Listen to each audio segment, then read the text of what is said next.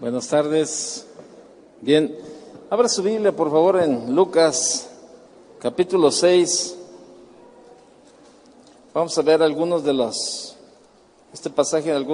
pasajes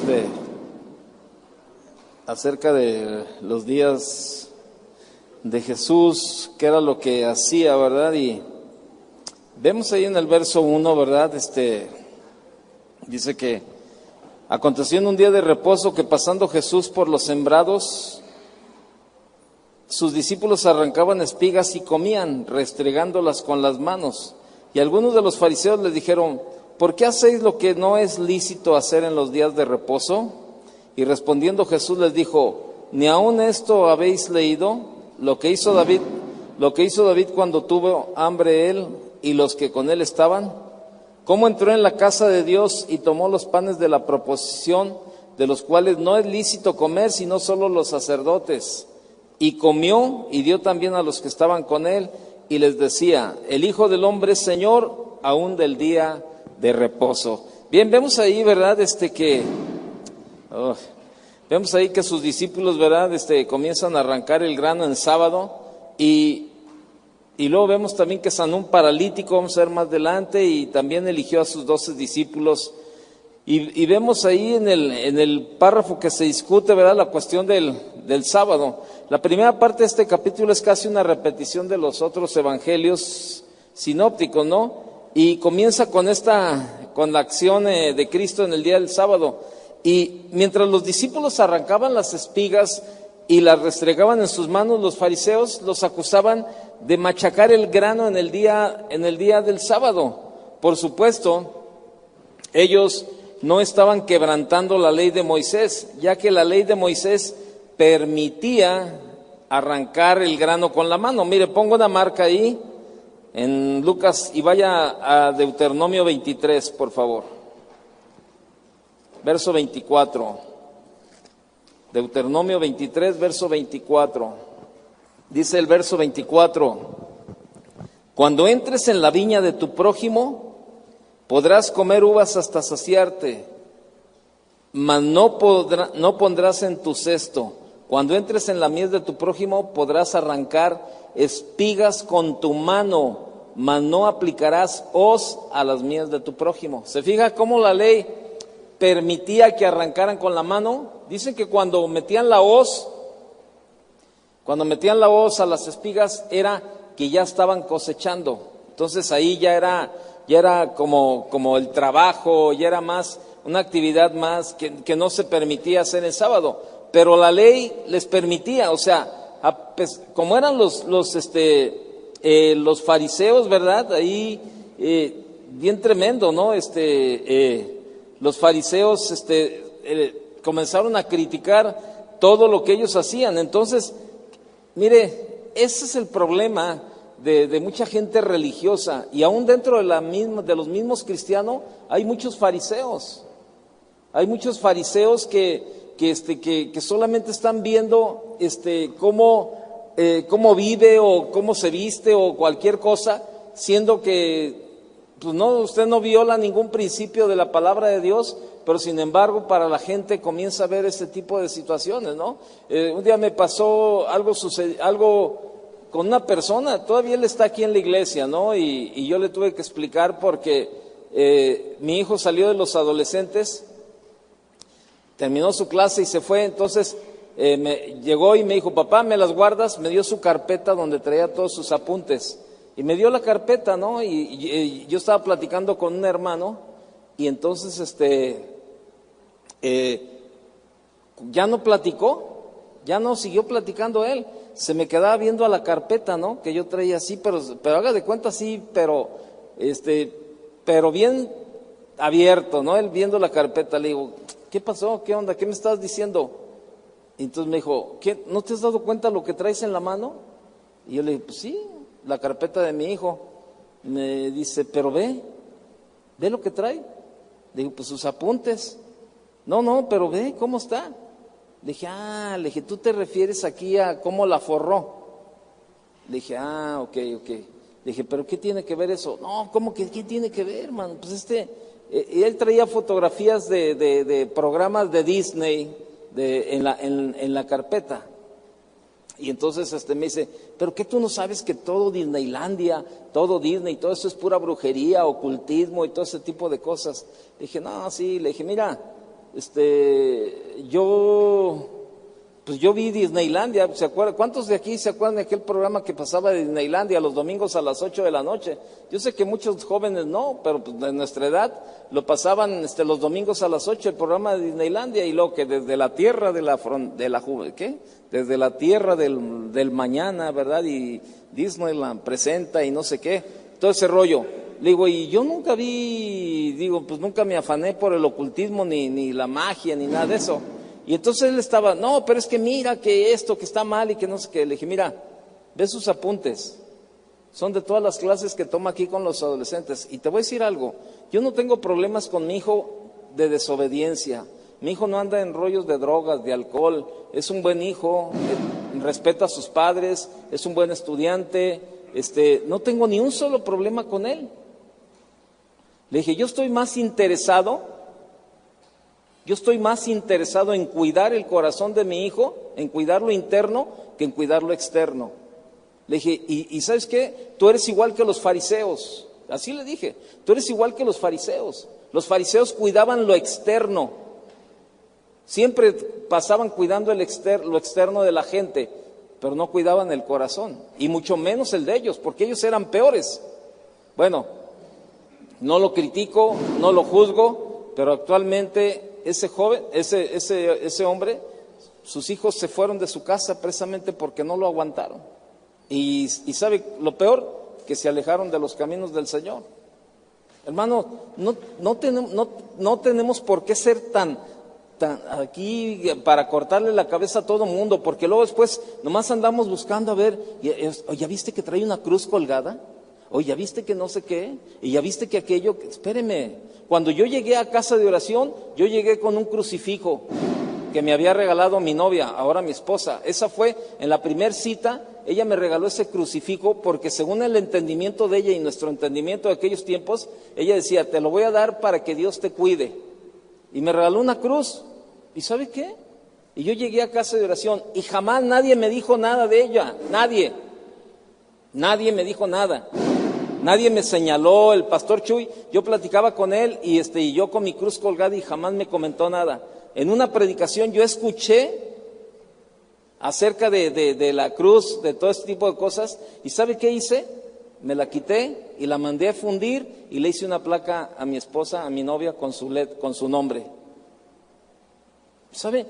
En esta vida los cambios son por convicción, no por presión. Y hay mucho cristiano religioso, fariseo, que solamente está señalando los errores de los demás y sin violar los principios bíblicos, simplemente actitudes o algo que no está en pecado en nada, pero sin embargo andan cuidando a todos los demás, pero no se cuidan ellos mismos.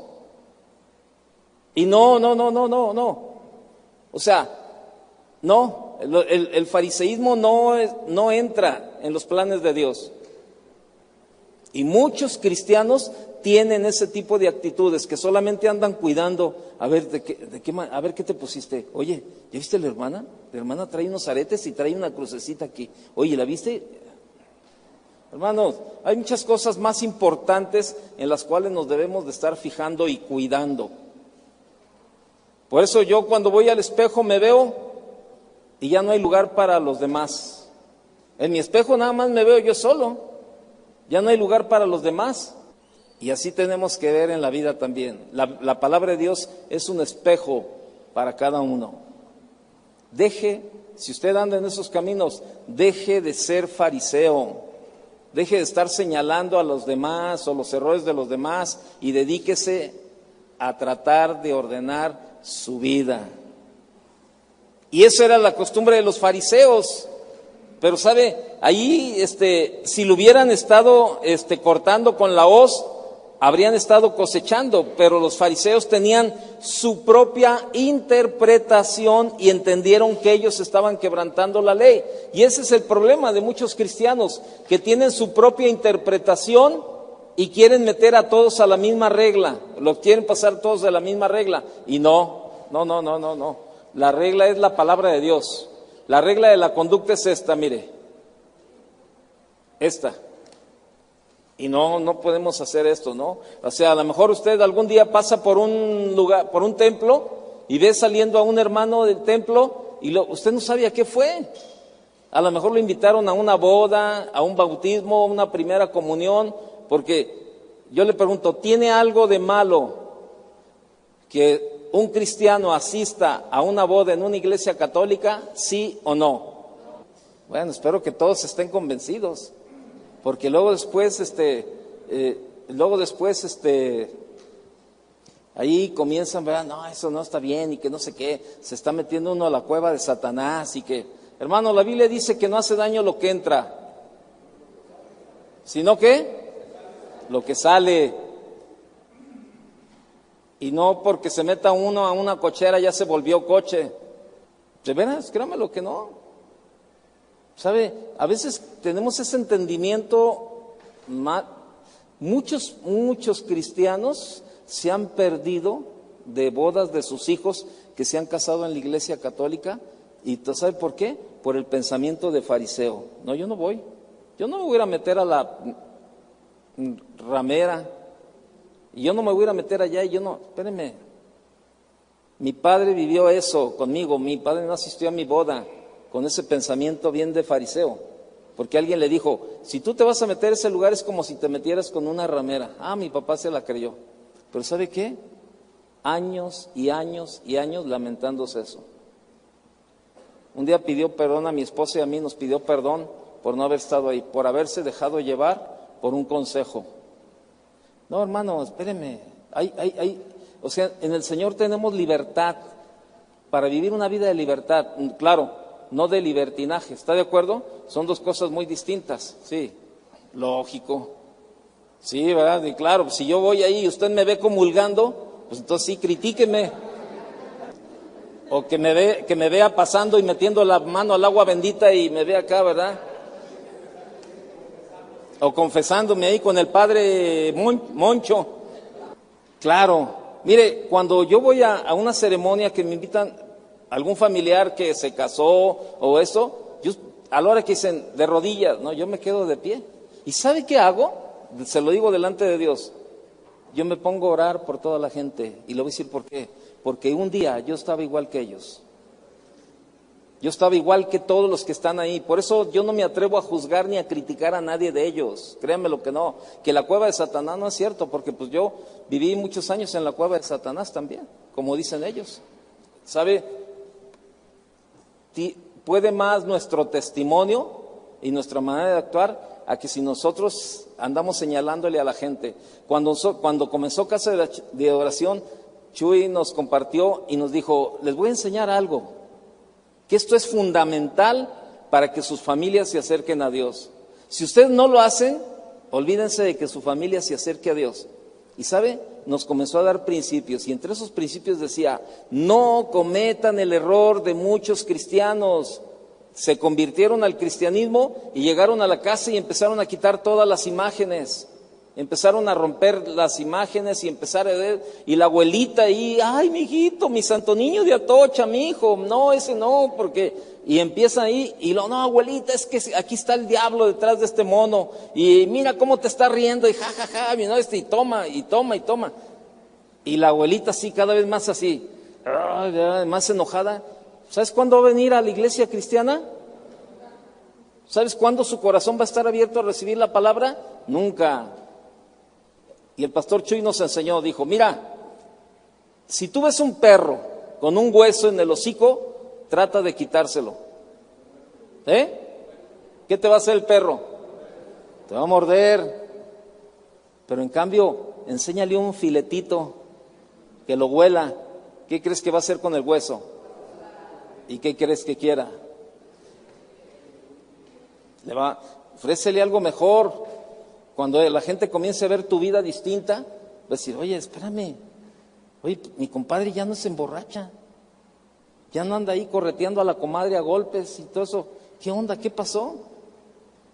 Hermano, de verdad, se lo digo con conocimiento de causa. Una actitud de fariseo no nos lleva a ningún lado, a ningún lado. A ningún lado. Créamelo. Mire, si nosotros estuviéramos, ellos estuvieran en su celebración y nosotros estuviéramos aventando los cohetes, ¿qué cree que pasaría?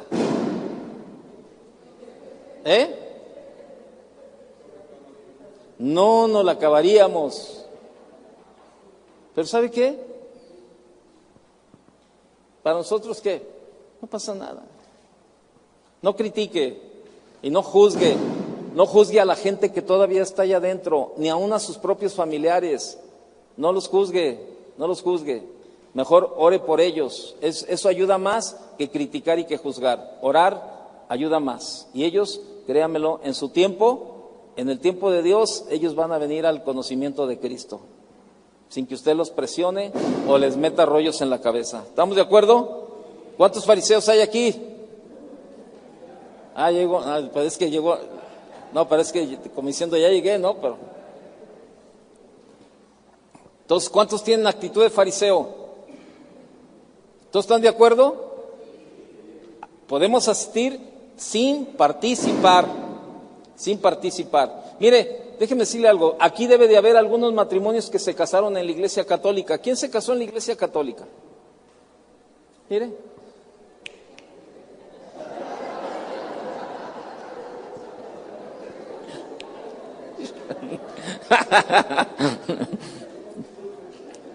Pregunta, ¿vale o no vale? ¿Por qué? ¿Ante quién se presentaron? El matrimonio cristiano, ¿ante quién se presenta? Porque luego ya hemos escuchado algunos matrimonios que dicen, no, es que se casaron en la católica, no vale. No, espéreme, ¿quién es usted para andar diciendo vale o no vale? Cuando uno se casa, se va a presentar. ¿Quién es el que los casa? Dice la Biblia, lo que el sacerdote o lo que el pastor unió, no lo separa el hombre. ¿Así dice? ¿Cómo dice? Lo que Dios unió, no lo separa el hombre. Entonces, ¿quién los une? Y déjeme decirle algo. Hay muchos matrimonios que se casaron allá y están mejor que muchos matrimonios cristianos. A ver, mate mesa. Así estaban los fariseos. Pero ¿sabe qué? Jesús no insistió en que ellos no habían quebrantado el sábado. O sea, Jesús ni siquiera les tocó el tema, ¿no? Pues Él se negó a discutir de este asunto con ellos. Y Jesús citó un incidente de la vida de David donde él definitivamente, David sí había quebrantado la ley de Moisés y estuvo justificado, fíjese. O sea, quebrantó la ley, pero estuvo justificado. Lo importante era que la letra de la ley no debía ser impuesta cuando ocasionaba privaciones a uno de los siervos del Señor.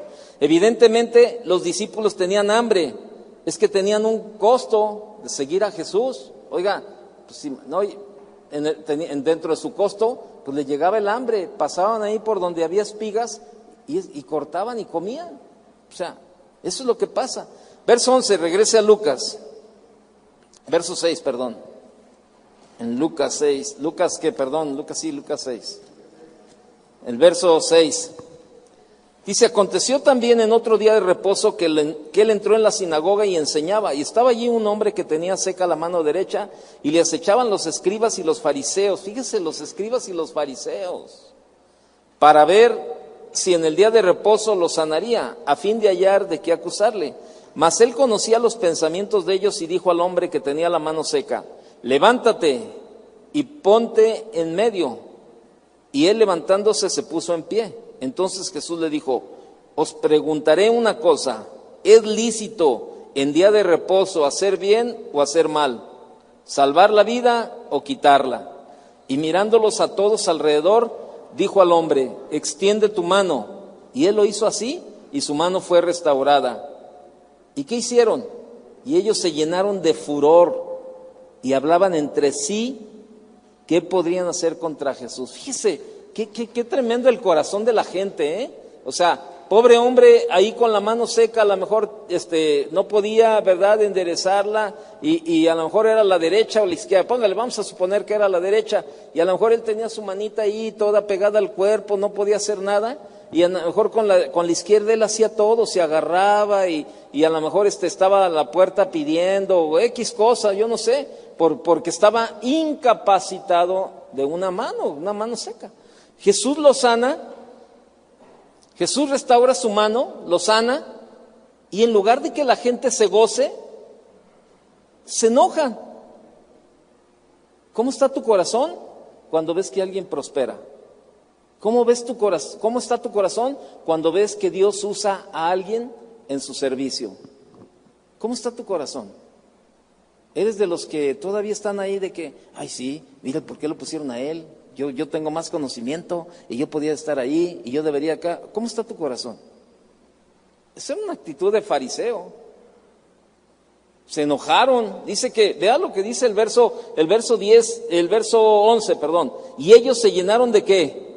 De furor. Se enfurecieron y comenzaron a discutir qué podrían hacer contra Jesús. ¿Qué podemos hacer, hermano, contra él? Ve nomás lo que anda haciendo. Fíjese nada más. O sea, Jesús haciendo milagros y sanando a la gente, y los religiosos, los que se creían que tenían todo un conocimiento extenso de las Escrituras, se enojaban por lo que Jesús hacía. Y así hay cristianos, hermano, que se enojan cuando algún cristiano llega todo gozoso y le dice, ¿qué crees, hermano? Dios me bendijo, me cambiaron de puesto y ahora me van a pagar más. Ay, sí, presumido, mira que bien soberbio y que no sé qué y todo eso. Ojalá y lo corran. Ojalá y cierre la empresa donde trabaja para que ande ahí pidiendo.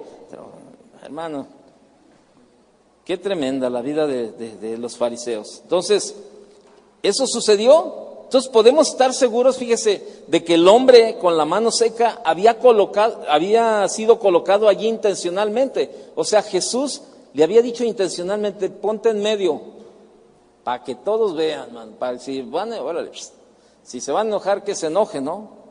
Y al hacerlo así realmente le estaban reconociendo a Jesús un gran mérito, porque creían que podía sanarlo, sabían que tenía el poder y la compasión para hacerlo. Su evaluación de él era perfectamente correcta. Jesús sanó al hombre. Después, sus enemigos utilizaron la ocasión para acusarlo de quebrantar la ley del sábado. Y en su relato, ¿verdad?, Mateo nos contó que a partir de aquel momento comenzaron a tramar la muerte de Jesús. Qué tremenda cosa, ¿no?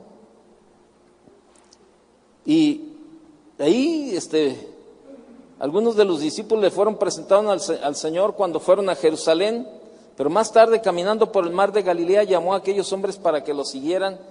Pero ellos volvieron a pescar, ¿verdad? Y él se fue otra vez de allí, les llamó nuevamente, y en esa ocasión el relato nos dice que dejándolo todo se fueron con Jesús. Ahora, en este tercer incidente de un número no especificado de discípulos, eligió 12 hombres para que fuesen los apóstoles. Vea lo que dice el verso 12. Y en aquellos días él fue al monte a orar y pasó la noche orando a Dios. Y cuando era de día, llamó a sus discípulos y escogió a 12 de ellos, a los cuales también llamó apóstoles. Fíjese, aquí hay algo, fíjese que yo no lo había captado hasta que estaba estudiando esta parte, ¿sí? Que dice que llamó a sus discípulos y escogió a 12. ¿Eso de qué me habla? Me habla de que eran muchos. Había mucho más de 12, ¿está de acuerdo? Había mucho más de 12 gentes ahí, porque el pasaje dice que cuando era de día llamó a sus discípulos y escogió a 12. ¿Por qué no dice y llamó a los 12? No, ¿para qué los escoge? Si ya tenía 12, ya eran los que él quería, los 12, ya lo estaban ahí. Yo no había caído en ese punto, fíjese. Siempre pensé que los había escogido de uno en uno hasta contar 12. Pero cuando estaba estudiando esto, vi que el Señor tenía mucha gente, no sé cuántos, pero tenía varios, más de 12 ahí, pero sin embargo Él escogió a 12. Y eso, ¿sabe qué? Tiene un principio. Probablemente hay muchos varones aquí y mujeres, claro, pero a lo mejor muchos de los varones van a ser ahí, o sea, Dios los va a usar en el evangelismo, como maestros o como algo, pero a lo mejor son 30 varones, pero a lo mejor de esos 30 escoge a 5 o 6. El Señor escoge a quien Él quiere y llama a quien se le antoja. El pastorado no es una carrera, el pastorado no es una profesión, el pastorado es un llamado. Así de sencillo. Si a mí me hubieran dicho hace tiempo, estudia para pastor, yo le hubiera dicho, estás loco. Para todo menos para pastor. Cuando estábamos Chava y yo trabajando juntos en el banco, Chava llegaba y me dijo, ya sé cómo te hago enojar.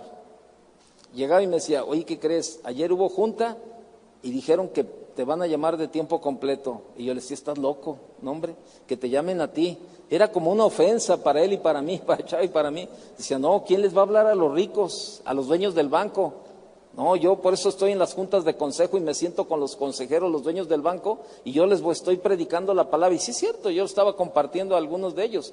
Y le dije, no, es que mi misión es con los dueños del banco, andar en el avión privado con ellos, predicándoles la palabra, comiendo en los mejores restaurantes con ellos. Y yo decía, no, a ti. Yo al que veo ya que ya huele a pastor, eres tú. Y ahí estábamos, nos echamos la bolita. ¿Por qué? Porque pues no era algo que nos llamara la atención a nosotros. Nosotros queríamos servir a Dios, pero a nuestra manera, de acuerdo a nuestra forma de ser y pues, lógico, bien a gusto. Trabajábamos de lunes a viernes, sábado y domingo pues era libre para nosotros. Ahora el domingo llegué a las 7 de la mañana y terminé llegando a casa a dormir a la 1 de la mañana del día siguiente, imagínense. Que las 2 predicaciones aquí y luego después nomás llegué, me cambié, me eché un baño, un traje y vámonos a una boda y hasta las casi 12:30, 1 de la mañana. Cuando antes antes era bien cómodo. A las 6 de la tarde salía yo del trabajo y ya tenía toda la tarde libre para irme a jugar tenis, irme al vapor. Ahora a las 6 de la tarde apenas ando comenzando aquí aguantando una bola de gente. No se crea. No se crea. O sea, es un llamado, pero el otro día me dijo, papá, ¿a ti te gusta lo que haces? Le dije, me encanta. Le dije, es más, yo nada más porque cierran la iglesia a las 10, si no, yo me quedaría hasta las 12, 1 de la mañana ahí trabajando y haciendo cosas, o sea, tengo mucho que hacer. Le dije, pues ¿sabes por qué? Porque me encanta lo que hago y porque sé para quién lo estoy haciendo y que sé que entre tanta gente el Señor me escogió para que le sirviera. Entonces, es un privilegio, hermano. Si Dios te ha escogido para que le sirvas, hazlo y hazlo con gozo, hazlo con gusto y de verdad. No le estés pichicateando el tiempo a Dios. Ahí, no, está bien, pues un ratito. No, si Dios te habló en esa área, hazlo. Jesús dice, verso, ¿qué? El 14. Sí, ¿verdad? Dice, a Simón, a quien también llamó Pedro, a Andrés, su hermano, Jacobo y Juan, Felipe y Bartolomé, Mateo, Tomás, Jacobo, hijo de Alfeo, Simón, llamado Celote, Judas, hermano de Jacobo, y Judas Iscariote, que llegó a ser el traidor. Fíjese, había más, y sin embargo ahí estaba Judas. Entonces, qué tremendo, ¿no? O sea, algunos de sus discípulos le fueron presentados al Señor, ¿no? Cuando Él estaba en Jerusalén, ¿no? Entonces, qué tremendo, ¿no? Observemos que Dios llama a quien Él quiere, la verdad, a quien Él quiere. Así es de que usted siempre tenga un corazón dispuesto para servirle a Dios. Si le llama, qué bueno. A lo mejor yo estoy hablando de servirle más adentro, pero a Dios le servimos en todas partes, en todo lugar y comenzando por nuestra familia. ¿Está de acuerdo? No podemos ser candil de la calle y obscuridad de la casa, ¿no? No, olvídese. Primero lo primero, y primero es tu familia. Primero es tu familia. Grábatelo bien. 17. Entonces, no, del verso, 12, ya lo leímos el 12. Entonces, el 17. Dice, bueno, mire, ahí Jesús, antes déjeme continuar el 17. Ahí dice en el verso 12 que en aquellos días Él fue al monte a orar y pasó la noche orando a Dios. ¿Por qué? ¿Sabe por qué? Iba a elegir los 12 hombres que serían sus apóstoles. Pasó toda la noche en oración antes de hacer su elección. Uno de los apóstoles resultó ser un traidor. Otro negaría conocerle por miedo en momentos críticos. Usted sabe quién es. Aunque más tarde se arrepentiría. Sin embargo, observemos que los hombres de Dios son siempre elegidos. Por supuesto que hay muchos candidatos, pero consideremos lo que dice Juan. Mire, póngale una marca y vea lo que dice Juan 15, verso 16. Juan capítulo 15, verso 16. Dice el verso 16. Dice, no me elegisteis vosotros a mí, sino que yo os elegí a vosotros, y os he puesto para que vayáis y llevéis fruto, y vuestro fruto permanezca, para que todo lo que pidiereis al Padre en mi nombre, Él os lo dé.